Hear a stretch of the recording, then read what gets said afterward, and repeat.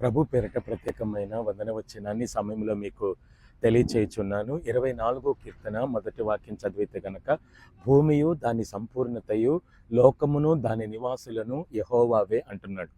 ఎందుకు భూమియు దాని సంపూర్ణతయు లోకమును దాని నివాసులను యెహోవావే అంటున్నాడంటే, సమస్తము ఆయన ఏం చేశాడంటే భూమినే కానీ భూమిలో ఉన్న సమస్తమైన వాటినే కానీ దేవుడు సృజించాడు. కాబట్టి ఏ మానవుడైతే నేను దేవుని చేత సృజించబడ్డాను అని, దేవుడు నా కోసం భూమి ఆకాశములను వాటి మీద ఉన్న సమస్తమును సృజించాడు అని చెప్పి ఎవరైతే నమ్మి విశ్వసిస్తారో వాటిని ఆయన భూమిని స్వతంత్రించుకున్నట్లు ఆయన చేస్తాడు.